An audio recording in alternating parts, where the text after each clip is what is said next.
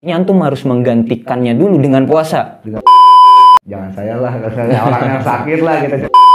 Sehari makan sehari berapa? 2 kali. 2 kali misalnya. Itu belum nambah maksudnya. Kata Rasulullah, ya udah kamu bawa pulang ini anggur, ya kamu kasih makan keluarga kamu.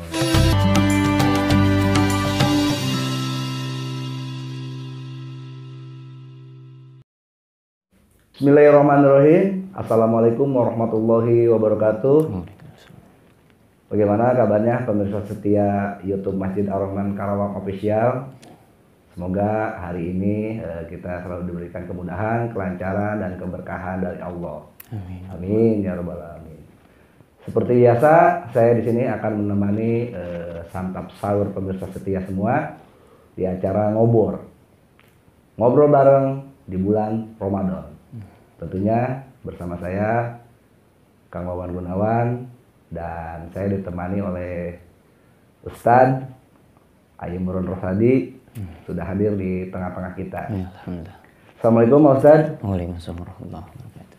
Gimana aktivitasnya hari ini? Alhamdulillah lancar. Alhamdulillah lancar ya. Puasanya Maksudnya. lancar, Ustadz. Di episode kali ini kita akan membahas beberapa obrolan tentunya yang berkaitan dengan bulan Ramadan. Kemarin kita sudah ngebahas masalah batalnya puasa, apa aja yang membatalkan puasa tentunya. Nah, sekarang ada pertanyaan secara pribadi sih tentunya sih, kalau dari komentar belum ada pertanyaan, cuma ada pertanyaan pribadi. Kadang-kadang kita di bulan puasa itu kadang-kadang ada batalnya lah, batal puasa, nggak lulus lah namanya batal puasa. Itu sebenarnya kan namanya hutang tuh, hutang harus dibayar. Itu kan kalau yang saya tahu kan harus bayar fidyah mungkin ya. Jadi sebenarnya siapa aja sih yang harus bayar fidyah itu, yang seperti apalah intinya? Alhamdulillah gini. Jadi fidyah itu bukan hal yang harus dibayarkan dulu. Yang itu harus garis bawahi dulu.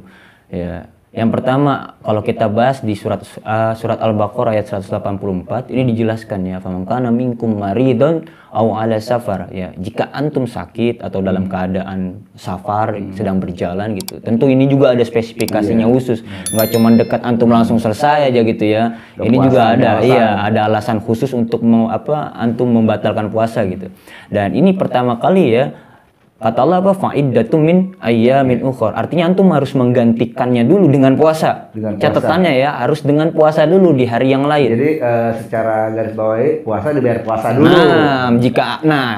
Fidyah itu berlaku untuk orang-orang yang katakan sudah tidak mumpuni lagi untuk membayar puasa dengan puasa gitu. Artinya mungkin terlampau uzur atau ada hal-hal yang lain ya dalam segi medis yang tidak memungkinkan ya untuk beliau berpuasa lagi. Nah, maka itu harus dibayarkan dengan fidyah. Jadi masalah fidyah ini antum membayarnya dengan hal-hal ya yang kaitannya dengan orang lain. Artinya gini, masih di surah Al-Baqarah Allah bilang walal ladzina yutiqunahu fidyatun ta'amu miskin. Dan jika antum terlampau nggak bisa nih membayar, katakanlah sakit atau terlampau uzur gitu, maka antum kena fidyah di sini. Berupa apa? Ta'amu miskin. Artinya membayarkan makanan ya, berupa makanan boleh kepada orang miskin. Gitu. Jadi kalau seandainya saya misalkan kerja nih, atau saya sebagai pemain bola lah, misalkan kan ya pada hari itu pasti saya nggak puasa karena kan main bola gitu ya. Jadi jarang juga sih orang yang main bola puasa. Karena aktivitas saya ini sebagai pemain bola. Jadi saya harus bisa bayar fidyah. Nggak boleh. Selama antum punya kekuatan untuk bisa puasa di hari yang lain, fa'iddatun min ayyamin ukhra, maka dibayar dulu tuh dengan puasa. Dengan puasa. Nah, gitu. Jadi antum puasa dulu, nutupin puasa dengan puasa. Adapun fidyah khusus buat orang-orang yang terlampau atau punya alasan untuk tidak berpuasa, gitu. Sakit kah, punya penyakit yang tidak memungkinkan dia untuk berpuasa seperti mah dan sebagainya gitu. Secara medis ini tidak memungkinkan lagi gitu. Atau yang udah terlampau uzur ya secara usia, dia buat makan aja sulit gitu.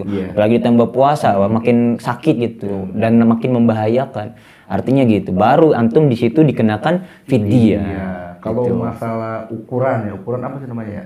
Takarannya secara fidyah itu gimana Kak? Misalkan saya nggak puasa nih 1 hari nih,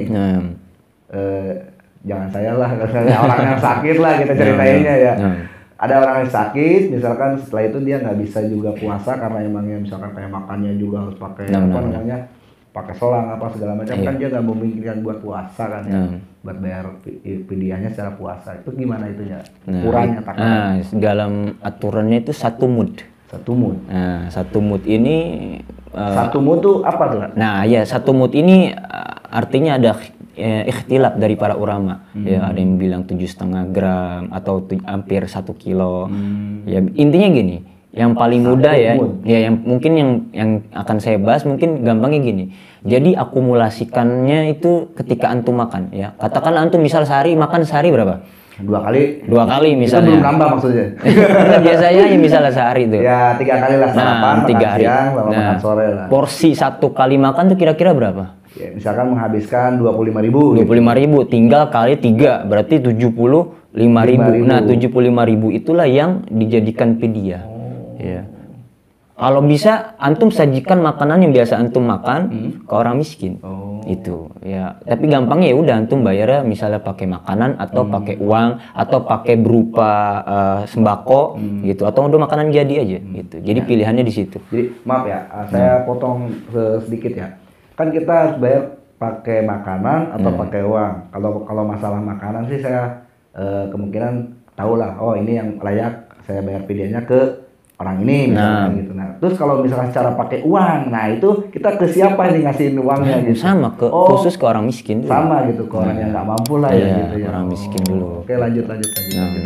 Jadi itu fungsinya fidyah, artinya ketika antum sudah tidak mampu melaksanakan puasa di hari selanjutnya, baru dikenakan fidyah. Kalau antum masih punya kesempatan atau punya kekuatan buat melaksanakan puasa, maka hutangnya harus dilunasi dengan puasa. Adapun fidyah sebagai opsi ketika antum tidak lagi memungkinkan buat berpuasa. Kadang-kadang kan suka timbul pertanyaan seperti ini. Ada nggak sih kisahnya di zaman Rasulullah atau di zaman Nabi siapa gitu yang mengisahkan tentang masalah fidyah ini? Alhamdulillah ya, kita bahas dulu di surah Al-Baqarah-nya ya. Jadi fidyah ini sebenarnya bukan untuk memberatkan, melainkan untuk kebaikan juga ya. Dalam surah Al-Baqarah 185 Allah bilang, yuridullaha bikumul yusra wala yuridullaha bikumul usra. Ya. Perkara fidyah ini Allah jadikan itu semuanya mudah sebenarnya, ya. Dan tidak Allah jadikan itu sulit gitu. Artinya antum bisa bayar fidyah, bisa melalui puasa karena tidak perlu mengeluarkan uang. Nah, kecuali antum bermasalah dalam kesehatan baru di sana harus diharuskan fidyah gitu. Seperti terjadi di hadis riwayat Bukhari dan hadis riwayat Muslim. Diriwayatkan bahwasanya ini ada nih salah satu sahabat datang ke Rasulullah. Ya Rasulullah, saya celaka nih.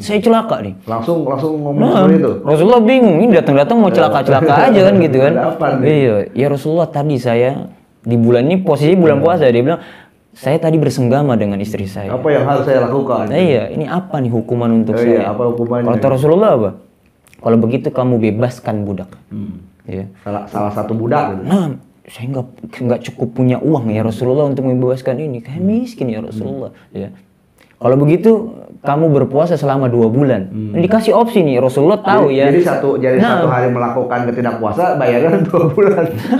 2 bulan ini Rasulullah kasih opsi udah paling mudah dong. Ya Rasulullah saya nggak kuat buat puasa ya Rasulullah ya. Ini berat buat saya. Ini masih nawar aja nih.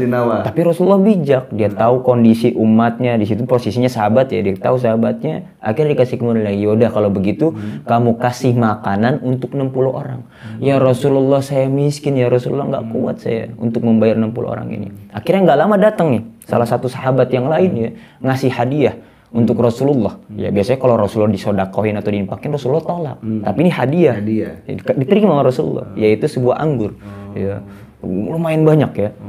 Ketika itu ya udah, ketika sahabat yang satu ini ngasih anggur dikasih sama Rasulullah. Ya udah kalau begitu anggur ini kamu kasih kepada 30 orang miskin di wilayah kamu. Kata orang ini apa? Ya Rasulullah ya, dari Gunung Madinah dan Mekah saya yang paling miskin ya Rasul. Di sini Rasulullah tersenyum, bahkan dalam riwayat dikatakan urat beliau sampai kelihatan saking hampir terbakar kayak gitu. Akhirnya kata Rasulullah, ya udah kamu bawa pulang ini anggur ya, kamu kasih makan keluarga kamu.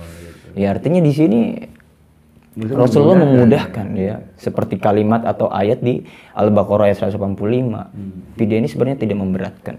Artinya gitu. Dikasih kemudahan Rasulullah. Tapi antum jangan pikir ini jadi mudah gitu kan. Karena waktu itu jelas ada Rasulullah yang langsung ngasih hakim gitu kan.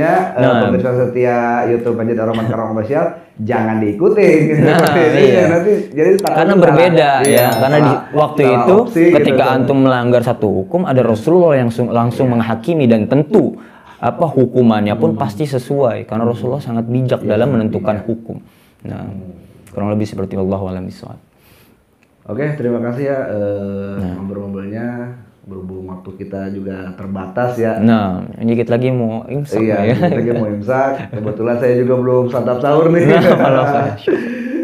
Jadi untuk pemirsa YouTube Masjid Ar-Rahman Karawang Official, bila ada kritik ataupun saran, boleh diisi di kolom komentar ya. Kalau misalkan ada pertanyaan juga boleh diisi di kolom komentar tentang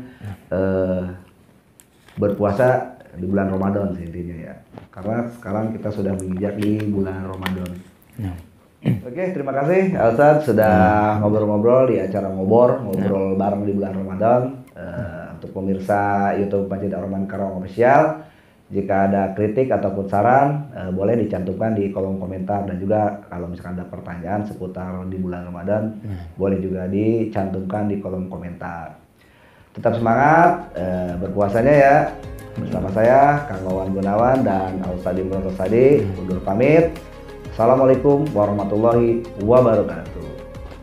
Marhaban ya Ramadan.